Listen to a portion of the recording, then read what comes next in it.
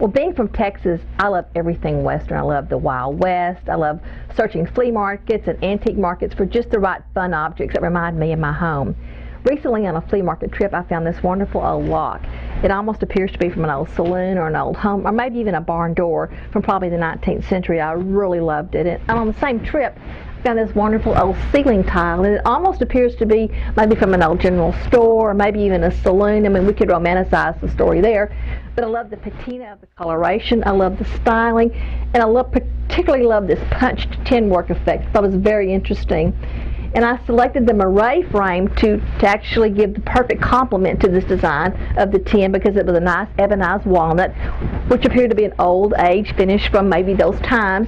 And I love the undulated surface because it appeared to give it an antiqued quality or an older nature. On the same trip to the flea market, I found this wonderful old tin star, and I love it because it's old rusty iron and has a very nice patina of age.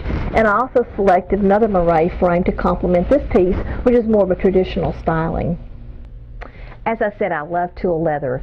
I recently found these wonderful old vintage cowboy boots at the flea market. I love everything about them. I love the color of the leather. I love that they've been worn and they've been loved with age. I like the stitching on the top of the boots as well as across the toe.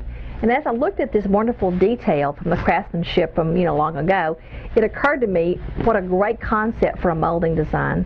So as I was designing moire, we laid in a detail across the panel which replicates the scroll work and the styling of some of the tooled leather. And then to give a background for the particular styling of the stitching, we put in sort of the punched look, the punched tin look that we saw in the detail here. So both the tin panel and the boots gave us great inspiration for the moire panel.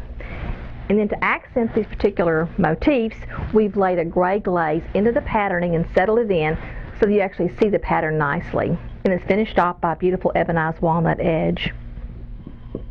Now this item I love as well from moire.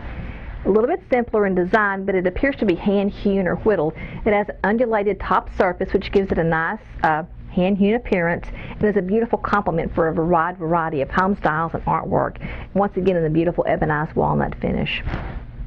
So we've seen the more masculine side of moire. It's got a dark finish. It's got beautiful workmanship that reminds us of the Old West. But when designing frames, it's important to think about other home styles and other decor styles and even artwork that might lend itself more to a feminine style or a classic or elegant style. So moire is also available in a beautiful aged silver and aged gold finish in an expanded group of motifs that lends itself more to the classic home.